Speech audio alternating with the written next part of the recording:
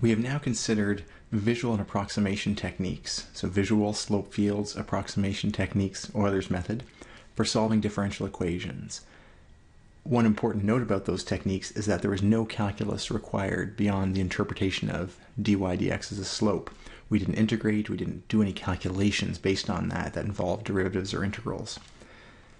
The challenge with those approaches is that they're limited in terms of what information they provide to us. We don't actually get a formula for y of x. So what we're going to do now is introduce a method, one of our first methods for solving a differential equation, starting with an equation with a derivative and solving for y. This is different than solving a regular equation because of the derivative. Let's take a look. We're going to start off with this equation here. We know the solution should be an exponential with an e to the kt in it. And we're going to see how we can find that or discover that solution in a more systematic way. So we're going to return to one of the ideas we used in integration, which is treating dy and dx as separate units, as delta y or delta x. And what we're going to do is bring the dy and dx to opposite sides of the equation. And then we're going to bring all the y's to the left-hand side and leave everything with x's, in this case nothing, on the right-hand side. Now in this particular example, there's a constant k. It can be left either here or on the right-hand side. I like leaving the constants as much as possible on the right. We'll see how that makes it easier to solve later on. So here, we have reached a stage where we have separated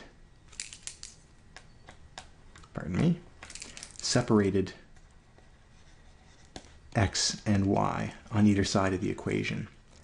Then, what we're going to do is integrate both sides.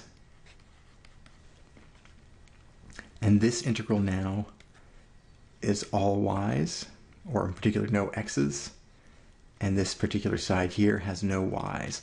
So unlike an attempt we tried earlier to integrate directly, here we've separated the variables so that the x and y's are, the y's I'm integrating with respect to y, and the x's are being integrated with respect to x, and that's a legitimate thing to do. So if we're going to evaluate that integral, then, well, the left-hand side, let's actually go through the process here. We'll have the integral of 1 over y dy is equal to the integral of k dx. The right-hand side is certainly easier. It's k times x. The left-hand side, the integral of 1 over y with respect to y, is ln of the absolute value of y. So those are our two integrals. And we do need a plus c as part of our integral, but it turns out we're going to get a plus c from this and a plus c from that. In practice, we could lump those together into one single constant on the right-hand side. And that's how we're going to move forward with this. For those interested in the technical discussion, I'm happy to have that conversation with you if you like. All right, so now we have relationship between x and y with no integrals or derivatives left. And that's going to allow us now to solve for y. We started off with derivatives in the relationship. Now by integrating those, that derivative is gone, and now we can simply solve for y in terms of x. So what might we do here? We would exponentiate. And what I mean by that, we need to get rid of this logarithm, so we would put another e underneath this side, and be very careful. One of the most common mistakes made in the class is to put the e just underneath one part of this equation. No. For x, using the left-hand side as an exponent, we use the entire right-hand side as an exponent to maintain the equality. Where does that get us? Well, the e and the ln are going to cancel each other. They're inverse operations. And then we have e to the kx plus c in the exponent here. And now we're going to do a quick common substitution, e to the c. And what else can we do here?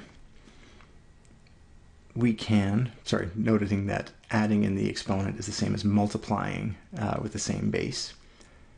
And we're going to do one last thing here. We're going to let we're going to make a new constant. We don't know what c is.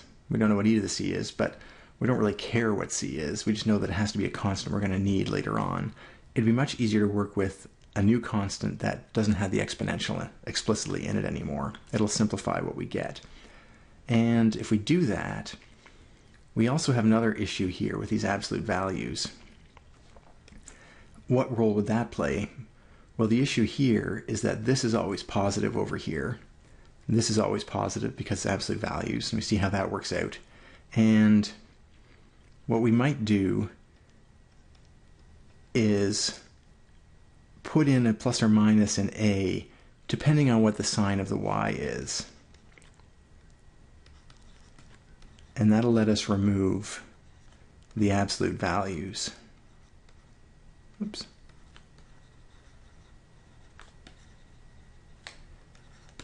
Again, this is maybe a little abstract for a first example. Unfortunately, it's one of these technical things that turns out not to play a huge role as we go forward, but it's important that we stick with the rules we picked earlier. For example, that the antiderivative of 1 over y is ln of the absolute value of y. Here's how we're going to work that out. So our next line would be, we've got this relationship here. We build a new constant, and that new constant lets us take away the absolute values. And I'm going to write this out as so.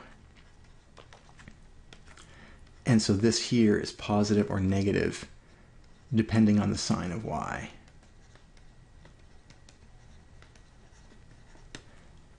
And we'll see an example of how to work with that. But here's our solution that we found earlier. Any exponential function with a k constant in it will be with a multiplier, any multiplier up front, is a solution to dy dx equals k times y. That was our original differential equation, and we've now found a solution in a systematic way by separating the variables and integrating. And again, it's a family of functions because we can choose a however we like. We could put this 10, a million.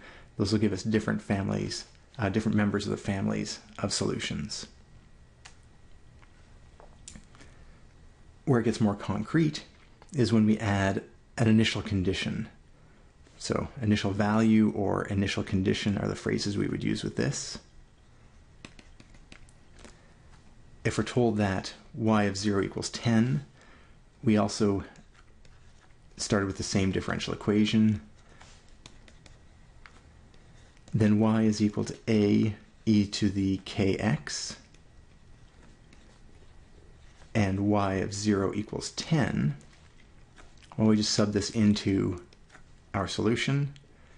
10 is equal to a e to the 0. E to the 0, of course, is 1. So a equals 10. Y equals 10 e to the kx is the particular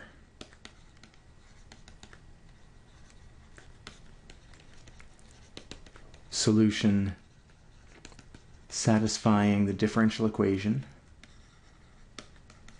and the initial condition y of 0 equals 10.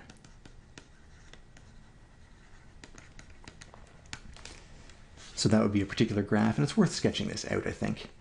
We'd have this particular graph that goes through 10 and has, let's assume k is positive. That would be our solution. Oops, e to the kx. And that's not the only solution, though. There would be a whole family of solutions that would also have the same basic form, a e to the kx. So some other constant out front, possibly negative, that would give us the family of curves that are below the y equals 0 line. Let's do another practice on this just to reinforce it. Here's a different equation, but our first step is to separate the variables. The variables are defined by the variables in the derivative. So we'd have dr equals, and something with dx on the other side. Here, there's not a lot of choice. We pretty much have to take this entire thing on the right-hand side down into the denominator on the left-hand side. And so implicitly, we sort of have a 1 on the right. Their next step is to integrate. And again, we're going to do that to both sides. So we slap an integral sign, slap an integral sign. The right-hand side is the easiest.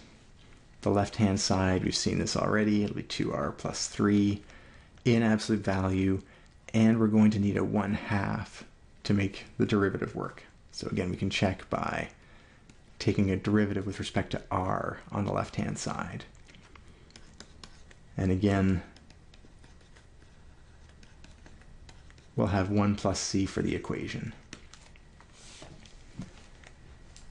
All right, once we're at this stage, our unknown function is r, so we're going to need to solve for r with this equation now. Now there's no derivative, we can do that. We would have our 1/2 coming up, so we have 2x plus 2c. Then we would exponentiate both sides, the entire right-hand side, remember, to keep it equal on both sides.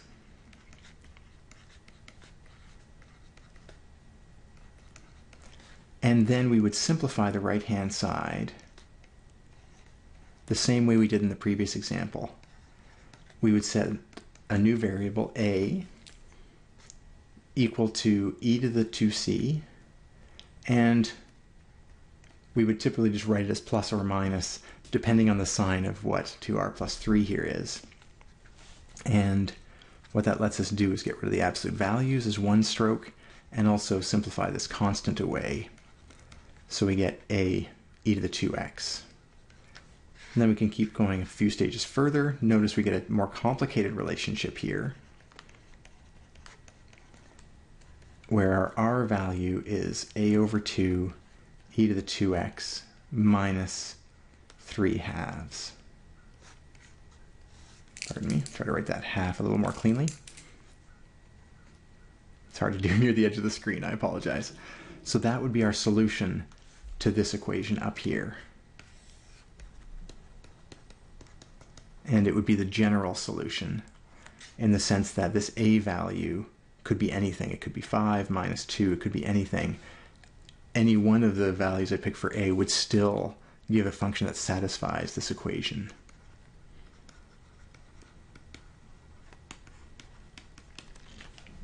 And that would be a solution approach for this problem.